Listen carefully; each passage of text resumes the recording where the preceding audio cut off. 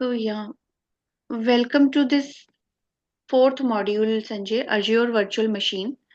Basically हम इसमें क्या देखेंगे एग्जाम पर्सपेक्टिव से जैसे मैंने कहा AZ 204 जो डेवलपर सर्टिफिकेट है उसमें Azure Virtual Machine से जीरो या बहुत मिनिमम क्वेश्चंस आते भी हैं तो वैसे तो हमने इतने ज्यादा देखे नहीं बट या कभी कभी आ भी सकते हैं तो we can't ignore this and it's a very important topic अगर आप प्रोजेक्ट प्रैक्टिकल पर्सपेक्टिव से इसे देखें तो इसमें कुछ ओके। नहीं हम जो जो हम प्रैक्टिकली डिस्कशन करेंगे आज आपको वही स्टेप बाय स्टेप फॉलो करके क्रिएट करना है वर्चुअल मशीन। इसमें कुछ भी ज्यादा कॉम्प्लेक्सिटी नहीं है और अभी अगर आपके पास यूजर नेम पासवर्ड है तो आप अभी लॉग इन करके we will do the practical now itself. अगर आपको टाइम नहीं मिल रहा है तो हम अभी स्क्रीन शेयर करके आप पोर्टल तो आप लॉग इन करते ही है ना डेली के। हाँ जी ma'am. So we can do now. अगर if it's okay, then after the session we can do the practical as well. So we will start. What is Azure Virtual Machine? Azure Virtual Machine Disk. Availability in VM क्या होता है? Azure VMs and interfaces and ARM templates. ये सारे जितने भी ARM templates बार बार इसलिए आ रहा है बिकॉज जो VM है आपको पता है, आपको याद होगा जब हमने फर्स्ट मॉड्यूल में एक स्टार्टिंग में चीज पढ़ी थी, services, infrastructure as a services, do you remember? हाँ जी मैम। आईएएस। तो थोड़ा सा या आईएएस तो थोड़ा सा रिकॉल करेंगे कि आईएएस में आपको क्या क्या चीजें याद हैं कि what was IaaS, infrastructure as a service, उसका एग्जाम्पल क्या था, उसमें क्लाउड वेंडर हमें क्या प्रोवाइड करते हैं, थोड़ा सा अगर आप गो बैक करें। मैम जैसे स्टोरेज वगैरह हो गई है ये इंफ्रास्ट्रक्चर में आती है, वर्चुअल मशीन होती है। Right, right. तो इसमें क्या होता है कि क्लाउड प्रोवाइडर हमें इंफ्रास्ट्रक्चर प्रोवाइड करते हैं, नेटवर्किंग, स्टोरेज, हाँ हार्डवेयर। जी। अपफ्रंट कॉस्ट नहीं होती है हमारी, कैपिटल कॉस्ट नहीं होती है, सिर्फ इंफ्रा ऑपरेशनल। हम एपेक्स एंड कैपेक्स पढ़ा था ना हमने, कैपिटल हाँ जी। एक्सपेंडिचर, ऑपरेशनल हाँ एक्सपेंडिचर। जी। यस। सो अब क्या है, हम वो जो हमने आईएएस सैस पैस जो भी हमने सर्विसेज स्टार्टिंग में डिटेल में पढ़ी हुई है, क्योंकि आपको याद है वो, दैट्स गुड। तो उसी का एग्जाम्पल अब हम डिटेल में पढ़ेंगे। जैसे मैंने कहा था वो चैप्टर बहुत ज्यादा इंपॉर्टेंट था। अब इसका ओके। एग्जाम्पल है वर्चुअल मशीन। तो जहां पे भी वर्चुअल मशीन की बात आएगी, this is related to infrastructure, तो आर्म टेम्पलेट्स वगैरह सारा कुछ इसमें आएगा। तो वर्चुअल मशीन हम कैसे क्रिएट करते हैं, डिप्लॉय, वो हम देखेंगे। वीएम डिस्क क्या हम कहते हैं कि कैसे मेमोरी और कॉस्ट, ये सारी चीजें डिपेंड करती हैं। अवेलेबिलिटी क्या होती है विद ह्यूज ट्रैफिक की क्या होता है, ये सारी चीजें हम देखेंगे। तो जैसे कि आपने कहा, Azure virtual machine is an example of infrastructure as a service. तो जो जो प्रॉपर्टीज हमारी इंफ्रास्ट्रक्चर एज अ सर्विस में कैरेक्टरिस्टिक्स होती हैं क्लाउड की, आपको पता है वो क्लाउड वेंडर हमें क्या क्या प्रोवाइड करता है, hardware, infrastructure, networking, modem, storage, तो वो सारी चीजें हमें क्लाउड प्रोवाइड करेगा। Virtual machine is an example of that. Basically ये होती क्या है, जैसे आपका नॉर्मल डेस्कटॉप होता है, आप विंडोज यूज कर सकते हैं, लाइनेक्स कोई भी यूज कर सकते हैं प्लेटफॉर्म। उसी तरह वर्चुअल मशीन का भी एक तरह से वर्चुअलाइज्ड, हम उसको मेमोरी डिफाइन करते हैं, उसको डिस्क स्पेस देते हैं, विंडोज या उसका ऑपरेटिंग सिस्टम डिफाइन करते हैं, तो ये एक वर्चुअलाइज्ड एनवायरनमेंट देते हैं but it looks like a similar हमारा डेस्कटॉप रहता है, राइट? आप वीएम क्रिएट किया होगा, आपने पहले किया है क्रिएट वीएम? हाँ एडब्ल्यूएस में किया मैंने, EC2 इंस्टेंस वगैरह ना। राइट। तो वही है, मतलब वहां पे EC2 इंस्टेंस होता है और यहाँ पे हम उसको वीएम कहते हैं। आपके पास जब आप वीएम डिप्लॉय करेंगे एज्योर में, तो आप देखेंगे स्टेप बाय स्टेप कि उसमें ना हमारे पास एक फाइल डाउनलोड, आरडीपी की फाइल डाउनलोड करने का ऑप्शन देता है। आप उस हाँ फाइल जी। को डाउनलोड कर सकते हैं या डायरेक्टली भी यहाँ से कनेक्ट करते हैं। तो आपको यूजर नेम पासवर्ड डालना होता है जो भी आपने डिफाइन किया होता है, और उसके के बाद आप लॉग इन करके you can go inside the VM. That's the overall picture. तो आपका ये वीएम जब आप डिप्लॉय कर लेंगे, उसके बाद क्रिएट कर लेंगे, उसके बाद आपको इस तरह से पूरे कौन से रिसोर्स ग्रुप में आपने वीएम बनाया है, सेम चीज आप पावर शेल से भी कर सकते हो, जो हम पोर्टल से करते हैं ना, step by step RG create करते हैं, उसके हाँ जी। बाद लोकेशन रीजन स्पेसिफाई करते हैं, सब्सक्रिप्शन देते हैं, ऑपरेटिंग सिस्टम देते हैं, साइज देते हैं। तो ये सारी चीजें जो हम पोर्टल में देते हैं, आप एक स्क्रिप्ट के कमांड से, जो कि हमने फर्स्ट पार्ट में डिस्कस किया था कि how we can create resources using command line interpreter या पावर शेल स्क्रिप्टिंग, तो एक कमांड यूज करके आप वीएम क्रिएट कर सकते हैं। बट या you have to enter the user name password जो आप वीएम लॉग इन करने के लिए यूज करते हैं। जो सेम चीज आप पोर्टल में कर सकते हैं, सेम चीज आप स्क्रिप्टिंग में भी कर सकते हैं। Got it? वही है। तो यहाँ पे हमें कई किसी को पोर्टल यूज करना इजी लगता है, किसी को स्क्रिप्टिंग यूज करना इजी लग सकता है। तो इट डिपेंड्स किसको है। तो यहाँ पे हम देखेंगे हमारे कल पास। मैंने किया था उसके थ्रू, अजोर CLI के थ्रू ना। ओके। तो मैंने जैसे स्टोरेज वगैरह बना के देखी थी। हाँ, तो आपने देखा होगा उसमें हाँ जी। सर्टन, उसमें एजी पहले तो आपसे वो ऑथेंटिकेशन मांगता है। कमांड लाइन में भी अगर आप यूज करें, सबसे पहले ऑथेंटिकेशन जो आपका पोर्टल लॉगिन है, एजी लॉगिन वगैरह किया था। लॉगिन मांगता है। और उसके बाद आपकी आरजी वगैरह जो भी आपके पैरामीटर्स रहते हैं, रीजन, लोकेशन, वो आपने स्पेसिफाई किए होंगे, और हाँ नेम जी। दिया होगा रिसोर्स का। That's it. मतलब एक कमांड होती है, वो यूज करो और इट हाँ इट जी। Will in seconds it will create. तो अब हाँ जी। वर्चुअल मशीन हमारे बहुत सारे रीजन होते हैं। आपको पता है माइक्रोसॉफ्ट ने ऑलरेडी, ये लोग के सर्वर रहते हैं हर रीजन में, चाहे South America, North America, Asia Pacific, Canada East, Canada West, मतलब इस तरह से पूरे वर्ल्ड में माइक्रोसॉफ्ट एक बहुत बड़ी कंपनी है। तो इन्होंने अपने खुद के डेटा सेंटर्स बना रखे, तो उनको वो रीजन में डिवाइड करते हैं, ब्राजील। तो हर जगह वर्ल्ड में, हर जगह इनके डेटा सेंटर और रीजन हैं। तो माइक्रोसॉफ्ट बेसिकली, जब आप कोई भी एज्योर का सर्विस यूज करते हैं, तो हमें, जैसे कि हम वीएम यूज करें, तो हमें स्पेसिफाई करना पड़ता है ना कि ये वीएम कौन से रीजन में स्पेसिफाई करता है। मान लो आप इंडिया में बैठे हो and you are specifying a VM region of a Canada, तो ऑब्वियसली आपको जो कनेक्टिविटी या जो लेटेंसी है, उसमें आपकी कॉस्टिंग के भी फर्क पड़ता है। कई बार क्या होता है, हम दूर का रीजन दे दें, तो हो सकता है आप यहाँ पे बैठ के यूजर यूज करें, तो वो थोड़ा सा कॉस्टिंग और प्राइसिंग और लेटेंसी वाली परफॉर्मेंस हो सकता है। हालांकि it will allow you, it is not denying you, but आप खुद देखो कि आप एशिया में रीजन में रह के आप सिलेक्ट कनाडा सेंट्रल करोगे, तो डेफिनेटली थोड़ा सा वो नेटवर्क में रहता है। ये हमने फेस किया है। तो आप कोशिश करें कि जो जिस रीजन में आप हैं, जैसे मान लीजिए आप सिंगापुर में हैं या ब्राजील में हैं या एशिया या अमेरिका, कोई भी आप रीजन में यूजर है, रीजन वही का यूज करें, for your more. Okay. There are multiple options from where you can choose. जैसे कि मैंने बताया, बहुत सारे जियोग्राफिकल रीजन में है जहाँ के आप रिसोर्स डिप्लॉय कर सकते हैं।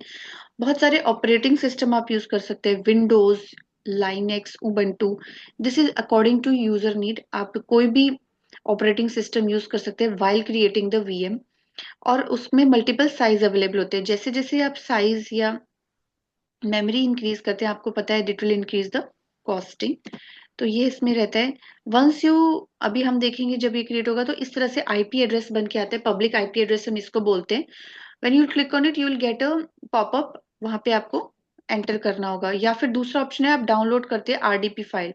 Once you download the RDP file, double click it, तो it will also open the popup and you can enter the user name and password.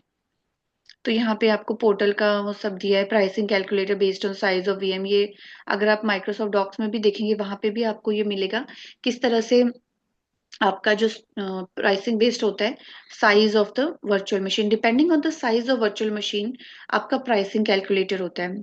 जैसे हमने देखा, अगर आप suppose it's region is central US, operating Windows, operating system is Windows, और आपने size define किया DS1, disc space 1V2, और उसकी मेमोरी है 3.5 GB। तो इसके अकॉर्डिंग अगर आपको प्राइस कैलकुलेट करना है यहाँ पे प्राइस कैलकुलेटर से, तो आप देखेंगे कि आपका पर आवर का कॉस्टिंग क्या आ रही है, $0.126, राइट?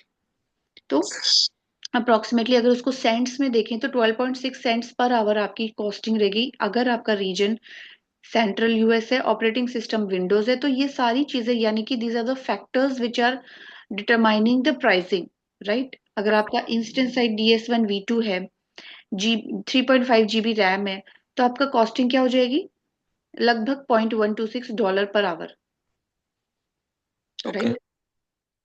इवन तो वीएम आवरली प्राइस करते हैं, लेकिन हम पर सेकंड भी उसको चार्ज कर सकते हैं। वो तो आपको डिवाइड करके आपको पता चलेगा। Suppose you are using virtual machines पर, आप जरूरी नहीं है कि आप वर्चुअल मशीन आपने डिप्लॉय कर दी और आपको सिर्फ वो आवर के बेसिस पे ही चार्ज करेगा। मान लो आपने यूज ही नहीं किया वीएम, 5 घंटे वीएम आपने यूज ही नहीं किया दिन में, ओनली 2 आवर्स यू यूज, या फिर आपने कुछ 15 मिनट्स के लिए ही वीएम यूज किया, तो इट्स नॉट कि आपके लिए जो चार्जिंग होगी वो पर आवर के बेसिस पे होगी।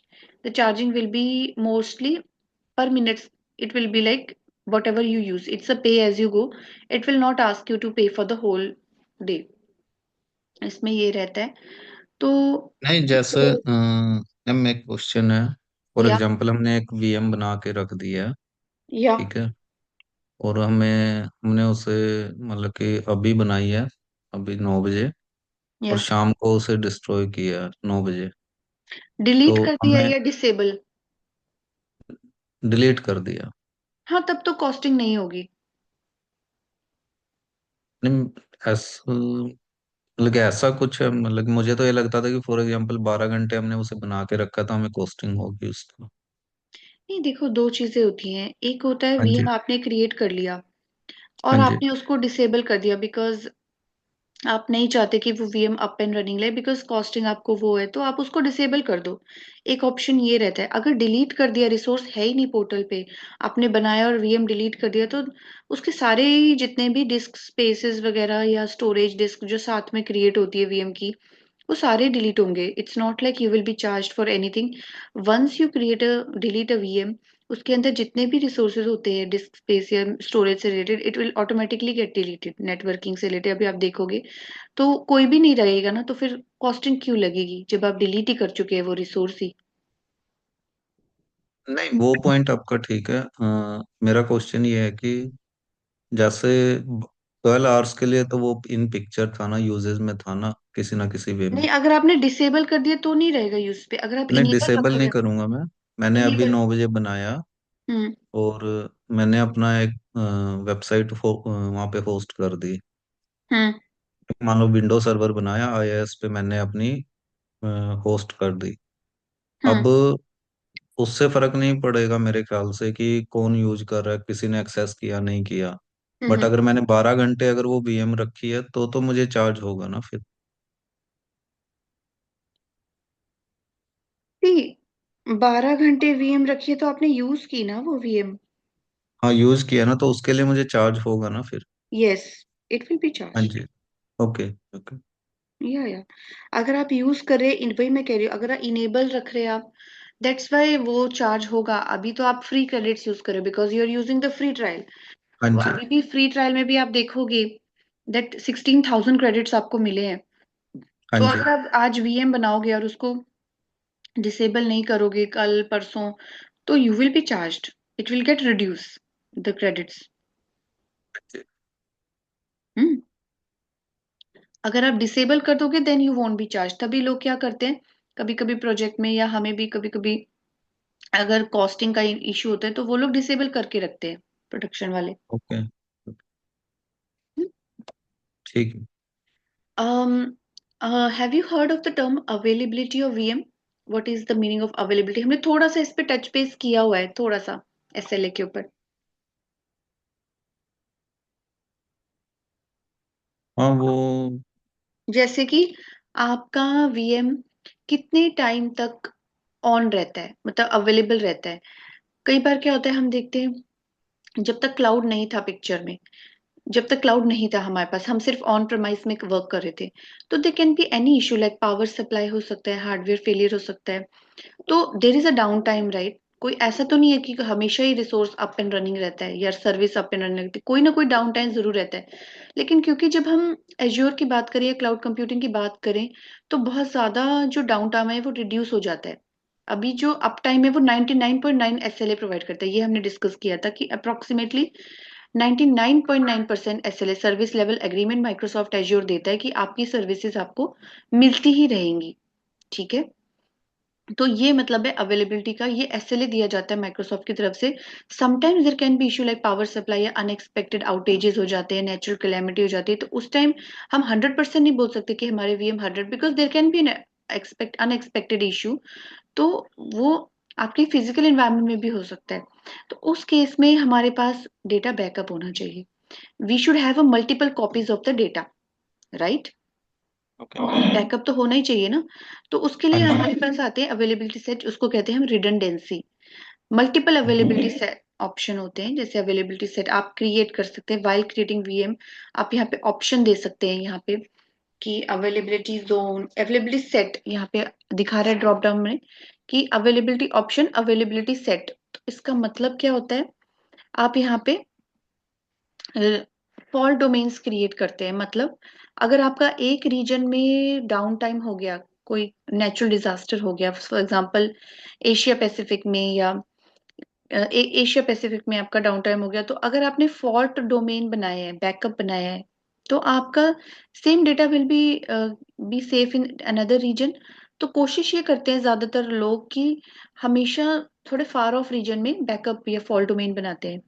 इसमें एक अवेलेबिलिटी होती है, अवेलेबिलिटी जोन, जहां पे हमने डिस्कस किया था कि जो लोकल और हमारा लोकल और जो जियो जोन रिडंडेंसी, उसमें 3 कॉपीज ऑफ डेटा हम रखते हैं, और जोन जियो रिडंडेंसी में 6 कॉपीज हम रखते हैं। थोड़ा सा आपको याद आया, इसमें हमने थोड़ा सा टच बेस किया था अवेलेबिलिटी जोन, हमने थोड़ा सा बैकअप के बारे में, रिडंडेंसी के बारे में बात की थी। ये सब वीएम के केस में हम सिलेक्ट कर सकते हैं। तो वो यही है, अब ये कह रहा है, you are specifying that this all belong to the same machine sets and can provide fault domains. Mostly they will be in far off region. जैसे हमने डिस्कस किया, ये हमेशा फार ऑफ रीजन में फॉल्ट डोमेन बनते हैं, because obviously जहाँ पे कोई इफेक्ट नहीं हो रही है चीज, हम वहीं पे बैकअप रखेंगे। अगर हम सेम रीजन में रख देंगे या आसपास वाले रीजन में रख देंगे, तो नेचुरली वो उसको भी इफेक्ट कर सकता है, तो फिर बैकअप रखने का फायदा नहीं होगा, राइट? तो हाँ हम जी, हाँ जी। माइक्रोसॉफ्ट को फ्लैग कर रहे हैं कि हाँ, हमने इतनी कॉपीज हमारे अवेलेबिलिटी जोन में रखनी है। और ये बोल रहा है कि इसको आप डेटा सेंटर की तरह ही मानो। You can have 3 copies, 1 copy in data centre 1, second copy in data centre 2। तो 3 फॉल्ट डोमेन्स का मतलब है कि 3 जगह आपकी कॉपी स्टोर होगी।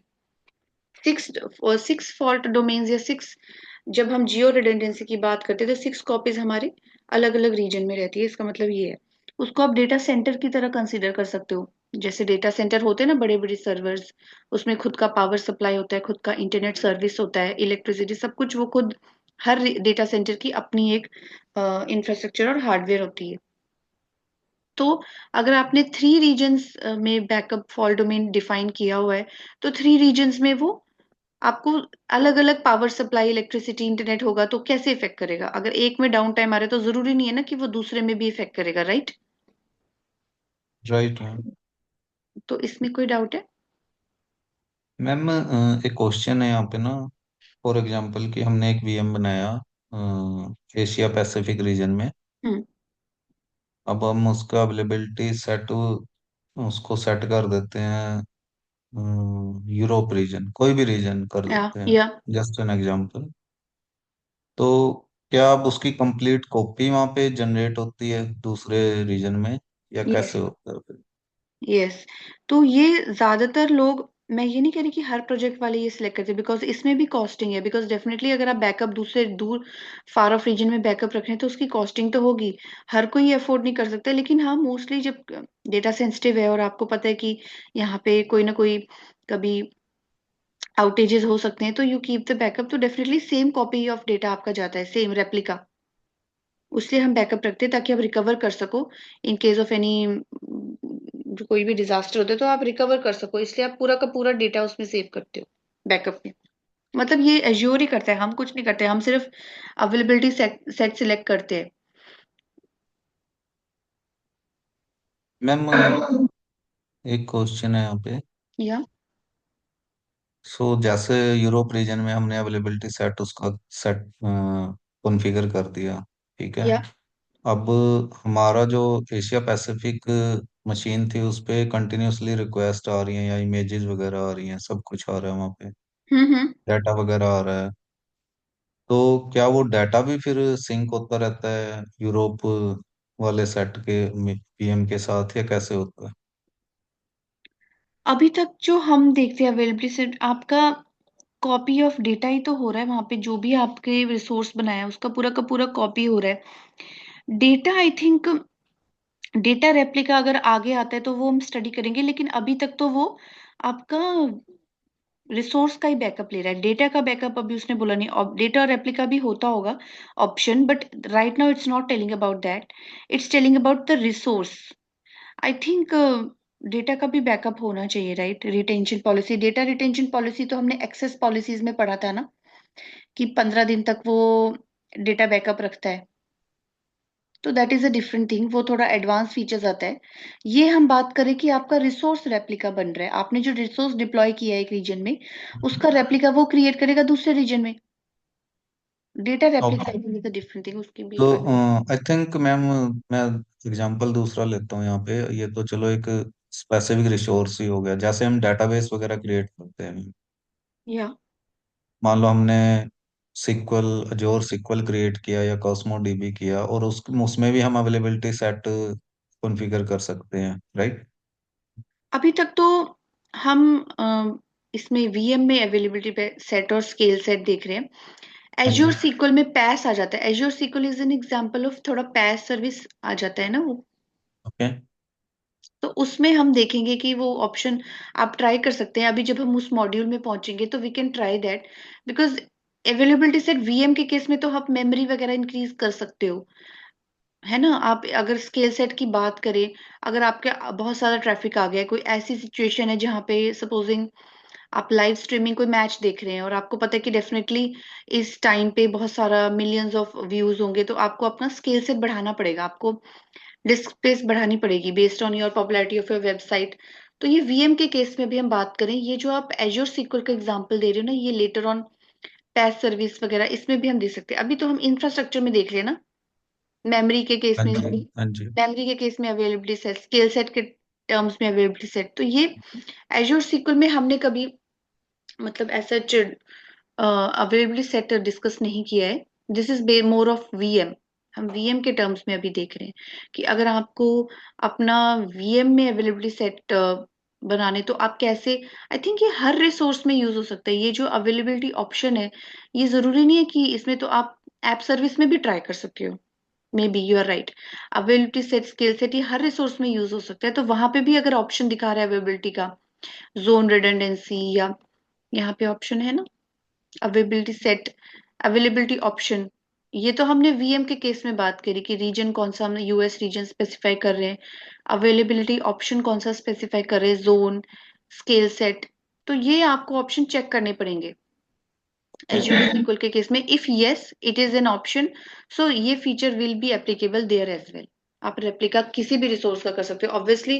पैस सर्विस है, एज्योर सीक्वल इज अ पैस सर्विस, तो आप वो भी तो आपको बैकअप चाहिए ना उसका भी, रिसोर्स का अगर आप बैकअप क्रिएट करें तो कभी कभी उसकी भी रिक्वायरमेंट हो सकती है ना, कि आप उसको, उसका भी बैकअप चाहिए आपको दूसरे रीजन में, तो डेफिनेटली वहां पे भी ऑप्शन देगा अवेलेबिलिटी सेट का। तो वो आप सिलेक्ट करो, वाइल क्रिएटिंग द रिसोर्स ही आपको सिलेक्ट करना पड़ेगा। अब ऑप्शंस देगा, it's not a mandatory thing, it's an optional thing. तो you can select that, image के साथ साथ, साइज के साथ साथ अगर ऑप्शन देता है तो there you can select. Definitely हम तो किसी भी रिसोर्स की बात करें ना, बैकअप तो हम सारे ही, कभी कभी रिक्वायरमेंट हो सकती है कि डेटा सेंसिटिव है, बैंकिंग का डेटा है, तो आपको सेंसिटिव डेटा तो बैकअप लेना ही पड़ेगा। हाँ ऐसा जी। तो you can select while creating the resource, while deploying it, you can select that availability option. Okay. तो मेरा मेरा क्वेश्चन ये है कि फॉर हम्म। एग्जांपल हमने डेटाबेस का अवेलेबिलिटी सेट कॉन्फ़िगर कर दिया वहाँ पे। हम्म। तो अब जो प्राइमरी डेटाबेस है, जैसे एशिया पैसिफिक में था, हम्म। तो उसमें जो डाटा जा रहा है, क्या वो डाटा सेकेंडरी जो अवेलेबिलिटी सेट था वहाँ पे भी सिंक होता रहता है? यस, आपका डेटाबेस के केस में तो आपका मेन चीज डेटा ही है ना। हाँ जी। कॉस्मोस डीबी या एज्योर सीक्वल जिसकी हम बात कर रहे हैं, तो obviously data is the main thing here. जो आपके पास कितने सालों साल का डेटा हो सकता है, जरूरी नहीं, हम तो अभी एक नॉर्मल वेबसाइट की बात करें, लेकिन हो सकता है बहुत ज्यादा डेटा हो प्रोजेक्ट्स का, एप्लीकेशंस का, दे हैव लेगेसी एप्लीकेशंस, तो उनका डेटा तो बहुत ज्यादा होता है। तो definitely data is the main thing in case of dB, तो वो भी रेप्लिका होता है, उसी की मेमोरी के आपके चार्जेस लगते हैं। ओके। ओके, तो रेप्लिका चलता रहता है उसका। हम्म। ठीक है।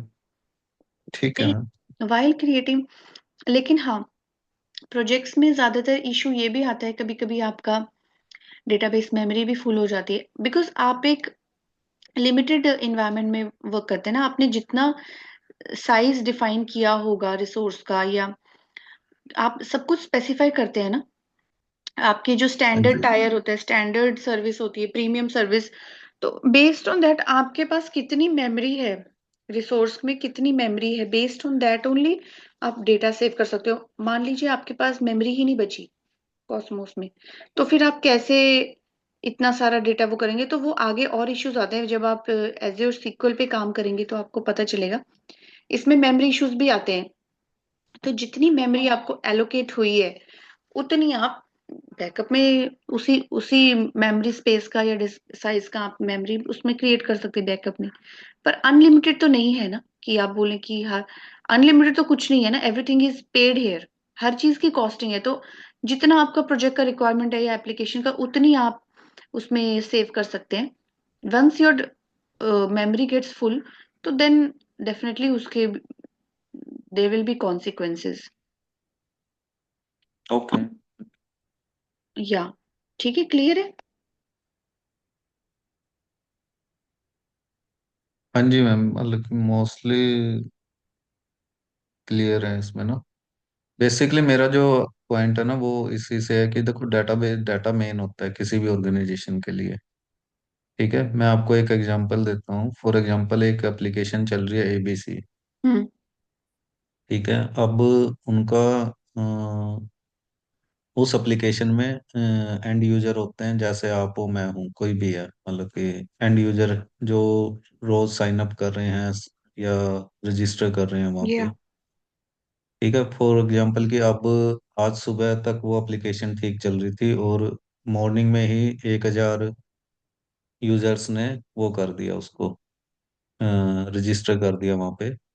अब आफ्टरनून में क्या होता है कि क्रैश हो जाता है सिस्टम। जो प्राइमरी डेटाबेस है एशिया पैसिफिक रीजन में कुछ हो जाता है या किसी भी वजह से। या अब जो 1,000 यूजर जिन्होंने आज रजिस्टर किया था, तो उनका डाटा भी वहाँ पे अवेलेबल होना चाहिए सेकेंडरी उसमें। होगा। हाँ। डेटा तो अवेलेबल होगा, बट मैं कह रही हूँ कि आप बोल रहे हो ना कि डेटा सिंक होता ही रहे, वो एक लिमिट तक ही रहेगा ना, जितनी नहीं नहीं आपकी मेमोरी होगी यहाँ पे जो आपने डिफाइन की होगी स्पेस।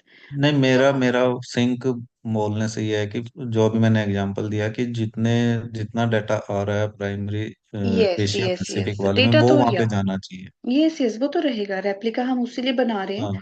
ताकि हाँ जी। आपका कोई भी हार्डवेयर इशू होता है तो आपका बैकअप में सारा डेटा रहे। हाँ जी। हाँ जी। ठीक है। ऑल्सो जब आप वीएम बना रहे होते हैं, अभी हम स्टेप वाइज देखेंगे। सेकंड स्टेप आता है डिस्क का।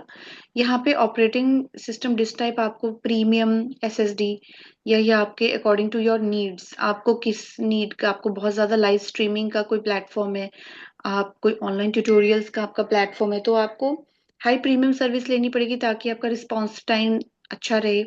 तो उस हिसाब से आप डिस्क स्पेस यहाँ पे प्रीमियम के चार्जेस वगैरह ज्यादा रहेंगे वो डिफाइन करते हैं। और ये वही बता रहे हैं, जैसे सिलेक्टेड प्रीमियम सर्विस हमने डिस्क स्पेस यूज किए तो it's best for production and performance sensitive workload, जहाँ पे आप बहुत ज्यादा परफॉर्मेंस, जैसे कि कॉन्सर्ट हो गया या कोई ऑनलाइन कोई भी लाइव आप मैच देख रहे हैं या फिर ऑनलाइन कुछ कर रहे हैं, तो उसमें प्रीमियम सर्विस अगर आप यूज करते हो उसमें परफॉर्मेंस बहुत ज्यादा मैटर करता है और रिस्पॉन्स टाइम।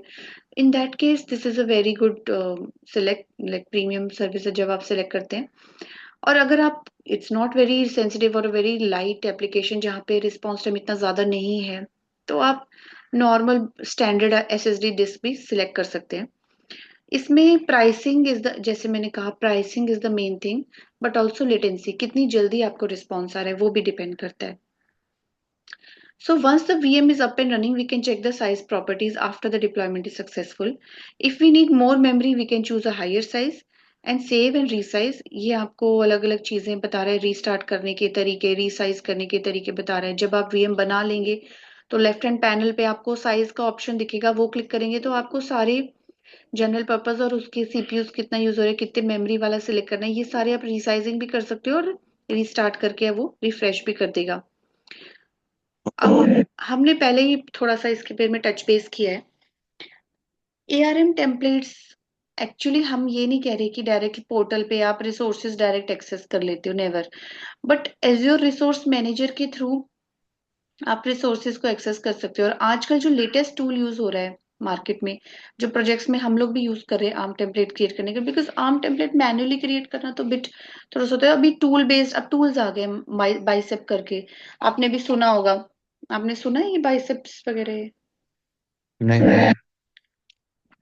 तो ये बहुत ज्यादा वाइडली हमारे भी प्रोजेक्ट्स में, ये काफी टीम्स में ये यूज होता है। बाइसेप ये ज्यादातर एजोर डेवऑप्स वाले जो लर्नर्स रहते हैं, जो डेवलपर्स रहते हैं, वो बाइसेप टूल का यूज करते हैं। ये क्या करते हैं, ऑटोमेटिकली टेम्पलेट क्रिएट करते हैं, एआरएम टेम्पलेट्स वगैरह। ये जो एजोर रिसोर्स मैनेजर, उससे क्या होता है, दो फाइल्स होती है, टेम्पलेट और पैरामीटर, वो जनरेट करता है। और ऑटोमेटिकली वो, अगर कोई डेवलपर है, जैसे मैं एक फॉर एग्जांपल एक सीनियर डेवलपर अगर कर रही हूँ उस पे काम, आर्किटेक्ट, तो वो हम डायरेक्टली उस टेम्पलेट पे जाके एडिट करके हम डिप्लॉयमेंट भेज सकते हैं। तो ये एक नया टूल यूज हो रहा है। तो एज्योर बाइसेप। Resource, biceps. तो एज्योर रिसोर्स मैनेजर यहाँ पे एक बीच में रिसोर्सेज और यूजर के बीच में ये एक्ट करता है। यहाँ पे ये आपको बस ये लास्ट तो ऑप्शन बता। ये वाला इंस्टॉल करना पड़ता है, ये वाला tool yes, this is locally? A separate tool, totally separate tool okay. है ये तो ये लास्ट। यूआई जीयूआई बेस्ड है? एक्चुअली मैंने ज्यादा यूज नहीं किया है, हमारे डेवऑप्स टीम इस पे ज्यादा वर्क करते हैं, बट यस हमने इस पे ट्यूटोरियल्स तो देखे हैं, जहाँ पे वो टेम्पलेट्स जैसे बने रहते हैं। जैसे मैंने आपको एआरएम फाइल दिखाई थी ना जेसन की, तो हाँ जी। उसका वो टेम्पलेट बना के रखते हैं, और हम जो डेवलपर्स या उस पे काम करते हैं डिप्लॉयमेंट के लिए, तो हम उस टेम्पलेट को एडिट करते हैं और हम भेजते हैं आगे। दो जेसन फाइल, और टेम्पलेट डॉट जेसन और पैरामीटर डॉट जेसन, जो दो फाइल्स हमने डिस्कस की थी, वो हम टीम को भेज देते हैं। लेकिन जो क्रिएशन होता है बाइसेप्स टेम्पलेट का, वो डेवऑप्स टीम करती है। Biceps is basically for deployment, ARM templates and all. Okay. या सो आपको मीन्स थोड़ा डेवऑप्स में भी, आपको डेवऑप्स में भी उसमें करना है ना सर्टिफिकेट, आप बोल रहे थे डेवऑप्स में भी आपका थोड़ा है इंटरेस्ट। मैम सर्टिफिकेशन का तो नहीं पता, बट नॉलेज मुझे लेनी है वहां पे भी। या यू वर टेलिंग, सो या this is part of DevOps, biceps okay. Template, arm templates. तो बिकॉज आप इसमें भी काफी इंटरेस्टेड है, तो वो भी आप बाद में पढ़ सकते हैं। रिव्यू एंड क्रिएट लास्ट में तो हम करते हैं, जैसे वही विल डू। तो यहाँ पे ओके। वो बता रहा है एआरएम टेम्पलेट्स। अगर हम देखें, ये हमने ऑलरेडी प्रैक्टिकली किया हुआ है। There are two main things, there are template file and the other is parameter file. तो आपको पता है कि टेम्पलेट फाइल में हमारा कोड रहता है, जो भी लॉजिक ऐप या फंक्शन ऐप, जो भी हमने स्टोरेज वगैरह क्रिएट करते हैं हम रिसोर्स ग्रुप के अंदर, तो उसका अगर हम बैकएंड पे देखें, that's a JSON file that is known as the ARM template. तो उसमें टेम्पलेट डॉट जेसन हम उसको बोलते हैं, और दूसरी फाइल हमें दिखती है वो parameter file. You remember this? हाँ जी। Yeah so these are the two files जो कि गिट में जाती हैं, गिट हब में, रेपोजिटरी में। This is called as infrastructure as a code. Biceps, ARM template से जो भी एज्योर एडमिन वगैरह जो भी इंफ्रास्ट्रक्चर हैंडल करते हैं, उनको हम बेसिकली बोलते क्या है, इंफ्रास्ट्रक्चर एज ए कोड। आप इंफ्रास्ट्रक्चर को एज ए कोड डिप्लॉय कर रहे हो आर्म टेम्पलेट्स के through. This is very very important. Okay. ऐसा कुछ आपको याद होगा, ऐसा कुछ देखा था हमने, हाँ जी। हाँ। Right? Template dot JSON and parameter dot JSON. Parameter में आपके पैरामीटर्स रहेंगे, जो वैल्यूज चेंज होती हैं विद इन्वायरमेंट्स, पासवर्ड्स हो गए, की वॉल्ट के वैल्यूज हो गए, दिस काइंड ऑफ थिंग्स। अब सपोजिंग आपको 100 वर्चुअल मशीन यूज करें, तो डेफिनेटली आप मैनुअली उसका अवॉइड करेंगे। अगर आपको मोर देन 100, या समटाइम्स प्रोजेक्ट में requirements that you have to create so many virtual machines, तो definitely PowerShell is an solution for that. जैसे आपने भी एज्योर सीएलआई में जो यूज की होंगी कमांड्स, तो पावरशेल की यूज की है ना। चाहे वो आप एज्योर सीएलआई में क्लाउड शेल में यूज करो या पावरशेल में यूज करो, the commands will remain same. So you can okay. try to use these commands to create 100 VMs, because बार बार तो आप manually VM create कर लोगे, it will be very time consuming. So instead you can just use scripts to create, automate. Okay. So basically हमारा virtual machine का part 1 अभी खत्म हो गया। इसमें थोड़े से और मेन इंपॉर्टेंट चीजें हैं, जैसे वर्चुअल मशीन स्केल सेट और वर्चुअल मशीन अवेलेबिलिटी सेट, जो कि हमने देखे ही हुए हैं। लेकिन उससे पहले आप एक बार स्क्रीन शेयर करके, you do want to create now, so you can share your screen, log in the portal. Okay. 1 minute. Okay okay.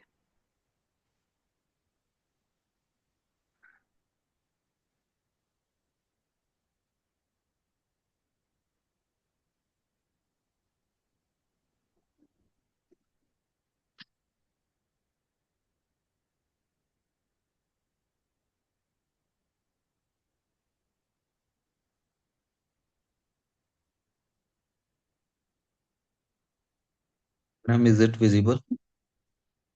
You can start sharing. I have stopped sharing. Recording is started, but you can start your share your screen.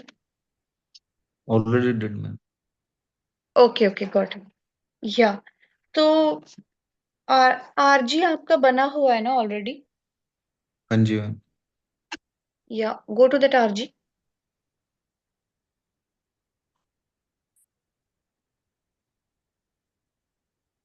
Create,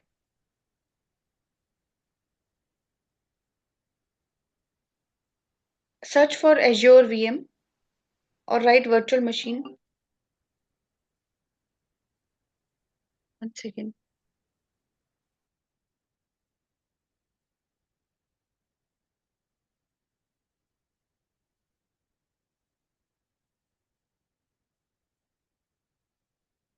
कौन सी बनानी है ma'am इसमें?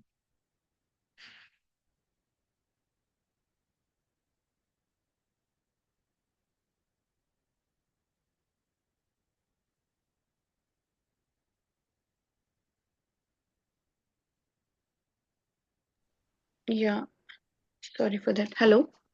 या हाँ जी sir, ma'am. आप इसमें azure VM लिखिए ओनली और go to left hand side पे स्क्रॉल करिए। Scroll scroll left hand side, जो आपका स्क्रॉलर है लेफ्ट साइड पे, कैटेगरीज मार्केट प्लेस, जो लेफ्ट हैंड साइड पैनल है ना, हाँ इसमें आप कंप्यूट पे जाइए। This is a compute service, click on compute, try to search. अब उसमें ऊपर से वीएम हटा दो, वो जो एज्योर वीएम ऊपर लिखा है ना, वो हटा दो और वो डिसेलेक्ट कर दो एज्योर सर्विसेज ओनली। अच्छा ओके, कंप्यूट पे आप वीएम सर्च करो कंप्यूट पे। अच्छा okay, select azure services only, हाँ इसमें काफी सारी आ रही। सिलेक्ट एज्योर, चेक बॉक्स कर लो जो आपने किया था। अब कंप्यूट में आपको कोई फ्री अकाउंट वर्चुअल मशीन ऊपर, फ्री अकाउंट मुझे दो दिख रहे। फ्री, अरे तीन कैसे आ रहे? Free account virtual machine, free account virtual machine, तीन तरह के आ रहे हैं। You can select any first one, you can select. इनका सर्च में प्रॉब्लम है ma'am.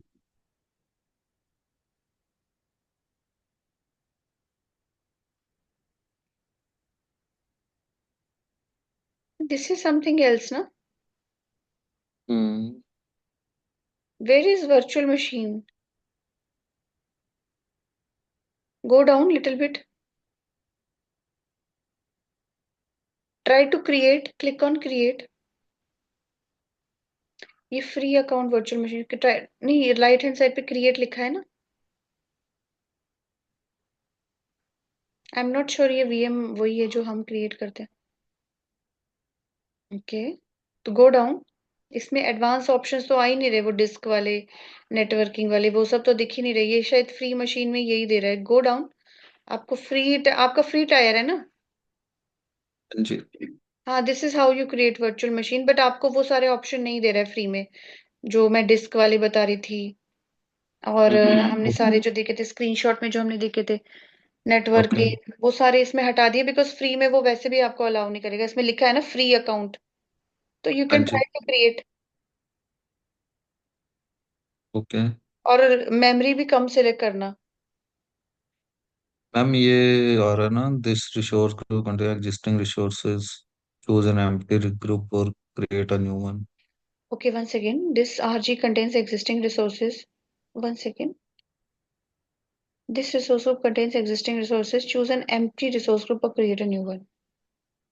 Okay, okay. It's saying that maybe if you want to delete some things in this RG, you can delete.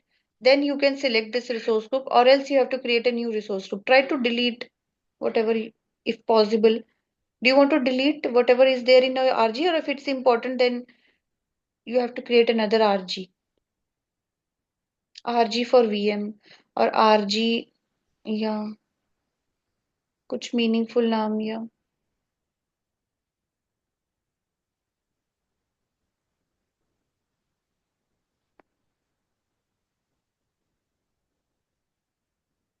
Space आ गया।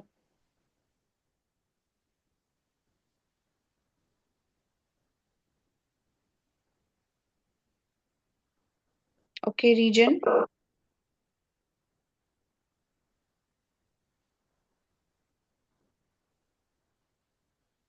जो image है या जो size है उसको, या फ्री सर्विस जो वो, ठीक है ठीक है, फ्री सर्विसेज एलिजिबल। वो देखो उसने कॉस्टिंग बता दी, ₹923 per month for free. User name password जरूरी नहीं है आपको यहाँ पे अपना पोर्टल का लॉग इन पासवर्ड देना है। नहीं, ये मैंडेटरी है ना मैम, लेफ्ट साइड पे मैंडेटरी किया हुआ है। नहीं नहीं, आप इसमें क्रिएट भी कर सकते हो नया, मैं ये बोल रही हूँ। You don't have to give your log in, portal log in password. You can give anything. Test, test नहीं, टेस्ट। वो मैंने इसलिए किया है कि याद रहेगा ना मैम। नहीं, आप सिंपल, मैं बोल रही हूँ सिंपल भी दे सकते हो ना, टेस्ट टेस्ट। आपको अपना पोर्टल लॉग इन क्यों देना है? Okay. 123, test 123। This is a reserved word, ये यूज करने नहीं दे रहा है। Try to give something else. Test admin या कुछ और। आपकी स्क्रीन नहीं मूव हो रही है।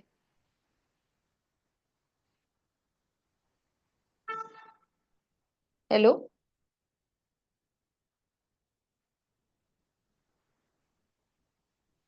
Hello. You can drop and join again, Sanjay. I'm not able to hear.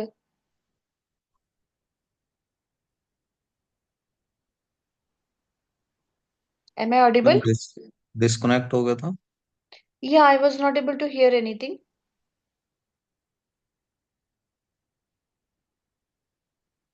What I'm okay saying ना, वो जो टेस्ट वाला है वो, अच्छा आपने क्या किया उसमें? मैम, उसमें टेस्ट यूजर कर दिया मैंने ना। शो करूँ आप? हाँ, दिखाना क्या है? Test machine password, test machine, test user. हाँ जी। पासवर्ड आपने अपना दिया या टेस्ट यूजर? हाँ जी। ओके ओके, नीचे public inbound port allow selected, नीचे आरडीपी। ओके ओके, ये बेसिक में यही कह रहे, ठीक है, नेक्स्ट।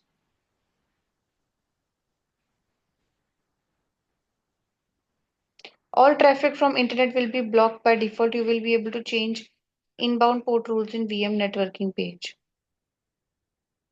ओके ओके, अलाउ भी कर सकते हैं। ठीक है, अभी के लिए आप इतना सिलेक्ट कर सकते हो।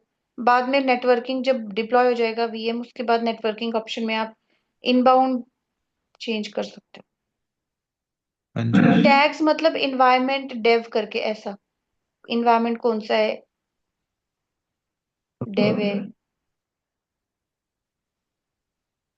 वीएम डेव नहीं, environment.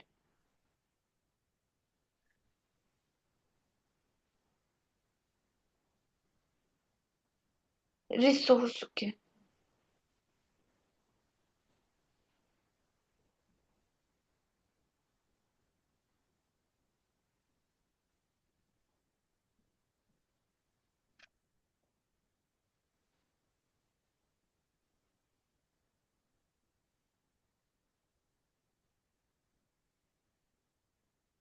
Please wait for some time. हाँ जी।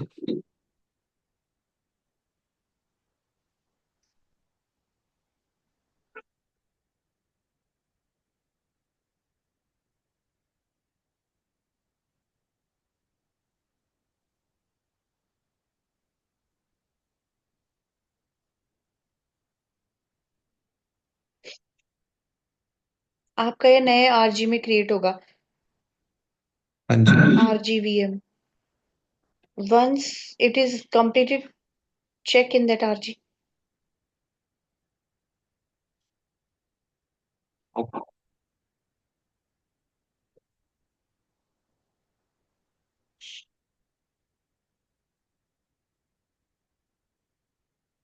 और हमारा जो थर्सडे को क्लास रहेगा ना, लेक्चर, वो हाँ इवनिंग जी। में कर सकते हैं क्या थर्सडे को? Because I will be travelling on 5th, so I can take one class in the evening. I share a separate meeting invite on WhatsApp.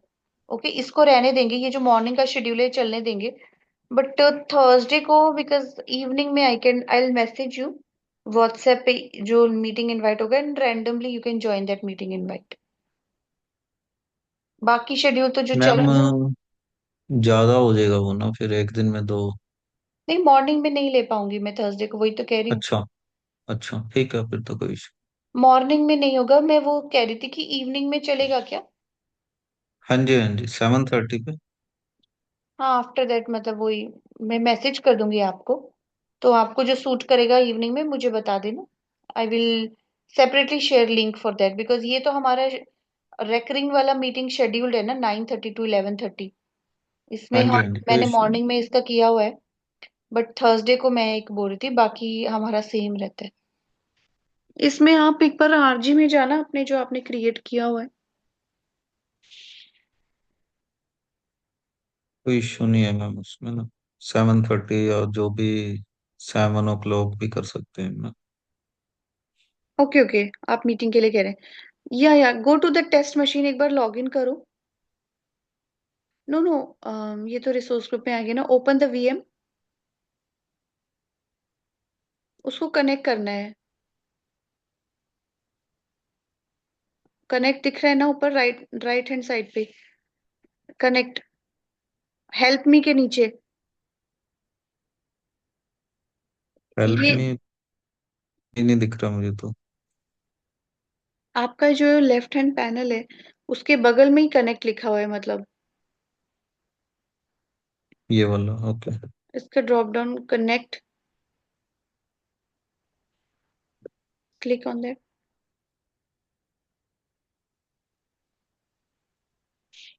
Download RDP file. So these are the steps you need to follow while okay. creating a VM। अभी because आपका basic plan है, free tier है, तो उसने वो advance features हटा दिए। Availability option, scale set, networking, because वो थोड़े से आई थिंक फ्री टीयर में वो नहीं देते हैं, ये सिर्फ स्टडी के लिए ज्यादा रहता है। इसको ओपन करिए, डबल क्लिक करिए, RDP file. Try to log in with the user name password you have given. Test user I think है ना। हाँ जी। So these are the step by step. यहाँ भी, या ओपन दैट।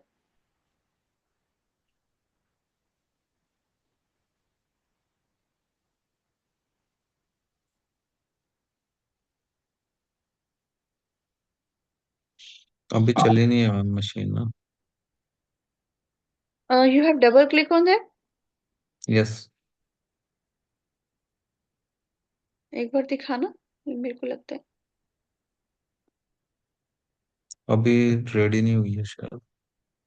इनेबल तो नहीं करना है आपने, डिसेबल तो नहीं रखी वो machine VM? Check once. Ma'am open VM, overview, left hand panel में टॉप में देखिए, ओवरव्यू क्लिक करना। आई थिंक, नॉट एक्सेसिबल आ रहा ना। आई थिंक ये थोड़ा सा ना आपका इंटरनेट का भी हो सकता है, स्लो मूव हो रहा है माउस। इसमें आपने इनेबल तो की है, हाँ हाँ, स्टॉप इनेबल्ड है ना ये वर्चुअल मशीन, डिसेबल तो नहीं है। मैम कहाँ पे दिख रहा, मुझे दिख नहीं रहा। नहीं नहीं, आपका वहीं दिखता है जहां पे कनेक्ट लिखा हुआ है। कनेक्ट के बगल में स्टार्ट लिखा है, उसके बगल में रीस्टार्ट लिखा है, फिर स्टॉप लिखा है। यहाँ पे हाँ जी। डिसेबल, तो अगर स्टॉप इनेबल्ड है तो इसका मतलब ऑलरेडी इट स्टार्टेड। और इसका हाँ अगर जी। आप स्टेटस एसेंशियल्स के नीचे स्टेटस देखेंगे तो रनिंग है। इट्स नॉट हाँ डिसेबल्ड, जी। इट्स हाँ रनिंग। जी, दिस वन। तो try to click on that RDP file जो आपने डाउनलोड की है, ओपन दैट, शो मी। वो जो आपने डाउनलोड की है वो फाइल कहाँ है?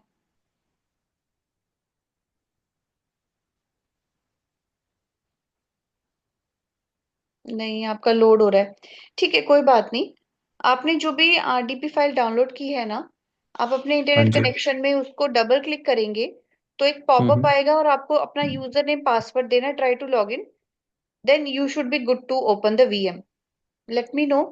ठीक अभी है। मैम ये मैसेज आ रहा है, test machine virtual machine agent status is not ready. ये भी एक इशू हो सकता है, पर आपका तब इसी वजह से आपकी वो एज हाँ वो जी। आरडीपी फाइल नहीं कनेक्ट हो नहीं रही हो क्या? रही। नहीं मैम। तो ये agent status, try to debug this, इसकी एजेंट स्टेटस ऐसे क्यों दिखा रहा है आपका? अलग से तो वैसे हम कुछ करते ही नहीं है इसमें। नहीं, एक बार वो मुझे आरडीपी फाइल दिखाना ना। आपका दिख नहीं रहा है मुझे आरडीपी फाइल। वो जो डाउनलोड किया था वो किधर है? आपको अभी नजर नहीं आ रहा? आपकी वही स्क्रीन दिख रही है जहाँ पे कनेक्ट वाला मैंने बोला था, पोर्टल ही दिख रहा है मुझे, तो आरडीपी फाइल कहाँ है? एक मिनट में।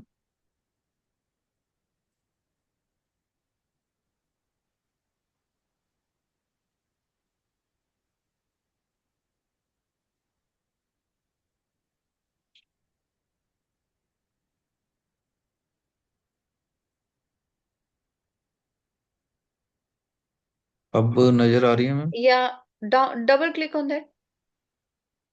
वो है ना, वार्निंग होती है कभी कभी उससे। हाँ, connect, click on connect. 1 second. अभी आएगा ना, तो आप अपना यूजर नेम पासवर्ड डाल के चेक करिए एक बार। नहीं तो बाद में फिर ये ट्राई करें, है ना, यही स्टेप्स है। हाँ जी।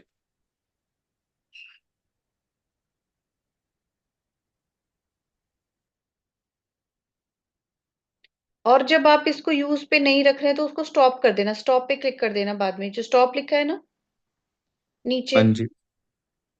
कनेक्ट के लेफ्ट राइट साइड पे। हाँ, इसको हाँ बाद में जी। कर देना, अभी नहीं। बाद में इसको ठीक स्टॉप है कर मैम। देना। बिकॉज हमारे केस में डिसेबल इनेबल होता था। आई डोंट नो ये अभी इसका स्टॉप पे दिखा रहा है। Click on that RDP file, कहाँ गया वो? एरर आया है कुछ तो। ये आ रहा है। या कुछ तो नेटवर्क का, हमारा पोर्ट का। ठीक है, हम इसको देखेंगे। आई थिंक नेटवर्किंग में कुछ तो हमें इनेबल भी करना होगा। ब्लॉक कर हाँ, रहा है वो। कुछ मैं देख लूंगा मैम दिन में ये ना। ब्लॉक कर रहा है, हाँ। नेटवर्किंग लेफ्ट हैंड पैनल पे जो नेटवर्किंग है ना, उस पे हाँ जी। आपको देखना होगा इनबाउंड और आउटबाउंड, ये ब्लॉक कर रहा है कुछ तो। हाँ, उस पोर्ट पोर्ट पे ब्लॉक हो गया कनेक्ट मैम। करने के लिए आपने डबल कुछ थ्री सेटिंग एट नाइन वगैरह, में। हाँ, उसको नन कर दो या ऑल कर दो। हो सकता है उस पे ना हमने वो नहीं यहीं किया पे था, चेक क्या करना कहते है, हाँ, नेटवर्किंग इनबाउंड क्या अलाउ कर रहे हो, आउटबाउंड हैं, यहाँ पे देना पड़ेगा मैम। अलाउ एक any. Minute. Destination allow any किया हुआ है ना? हाँ, वैसे तो एनी एनी किया हुआ है। नहीं, रूल कुछ नहीं बनाते इसमें, अलग से कुछ भी नहीं बनाते हम। नहीं नहीं लेकिन मैम, आप ये करना पड़ेगा। आप ये इनबाउंड पोर्ट रूल हटा दो ना, ये जो आपने H T T P S port 8443 ये आपने बनाए थे अलग से। हाँ जी। अभी रूल्स वगैरह ज्यादा रखो मत, इनबाउंड रूल ना। वैसे आई वो डोंट नो। 3389 वाली पोर्ट डालनी पड़ेगी मैम यहाँ पे ना। Try that once. और विदाउट एनी पॉलिसी वगैरह चलाओ, मतलब नो रूल्स। इनबाउंड आउटबाउंड के कोई रूल्स वगैरह ज्यादा मत लगा के, वैसे ट्राई करो सेम स्टेप्स फॉलो करके। आपके पास टाइम होगा तो ये ट्राई कर लेना, वरना ठीक है। स्टेप्स तो हम हाँ यही जी। फॉलो करेंगे। ये ब्लॉक कर रहा है कोई तो, फायरवॉल से उससे रिलेटेड है, वरना this is the steps which we follow. कल मैं अपने कंप्यूटर से भी ट्राई कर लूंगी, अगर नहीं होता ठीक है है तो। मैम। ठीक श्योर है। मैम। Thank you. ठीक है, वीएम का मॉड्यूल हमारा खत्म है, बिकॉज हमारा जो पार्ट 2 में ये शेयर कर दूंगी, बट इसमें भी ज्यादा थियोरेटिकल वही चीजें हैं। ओके। इमेजेस से हम वीएम कैसे बनाते हैं, स्केल सेट क्या होते हैं, स्केल इन स्केल आउट, अगर ट्रैफिक ज्यादा है तो स्केल आउट करेंगे, ट्रैफिक कम है तो स्केल इन करेंगी। ये आप ओके। इंस्टेंस काउंट यहाँ पे दे सकते हैं, अगर आपको बहुत ज्यादा ट्रैफिक है। आप इंस्टेंस काउंट 500 तक भी दे सकते हो, इंस्टेंस साइज आप चेंज कर सकते हो, कितने सीपीयू कितनी मेमोरी चाहिए, तो उस हिसाब से आपकी प्राइसिंग होती है। ठीक है मैम। तो ये सारे अवेलेबिलिटी सेट ये वही रिपीट किया हुआ है। ये भी मैं आपको शेयर कर दूंगी, पर ट्राई टू क्रिएट है ना once, try to log in once. और नहीं होते तो कल हम अपने मेरे लैपटॉप से करते हैं। ठीक है मैम, मैं दिन में चेक करता ये हूँ। अवेलेबिलिटी सेट अभी आपको नहीं दिखाया, नहीं तो ये ऐसा दिखता है। आपके फ्री टीयर में नहीं दिखाया ना। हाँ जी। फॉल डोमेन, अपडेट डोमेन, ये सारे बैकअप के लिए जो डोमेन हम अवेलेबिलिटी सेट में डिफाइन करते हैं ऐसा दिखता है। तो वो आप देख ओके। सकते हो, है ना। 99.9% इसका एसएलए रहता है। फॉल डोमेन के ठीक है बारे में बता रहे हैं हम। अगर आपका एक फॉल मैम, डोमेन, स्क्रीन नहीं शेयर आपकी ना। Okay okay, sorry sorry.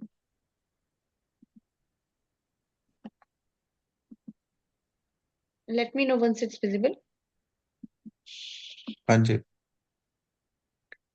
तो अवेलेबिलिटी ऐसा कुछ दिखेगा आपको, अभी इसमें नहीं दिखा, लेकिन आपका अवेलेबिलिटी सेट ऐसा कुछ दिखेगा जिसमें आप स्पेसिफाई करते हैं फॉल्ट डोमेन, अपडेट डोमेन।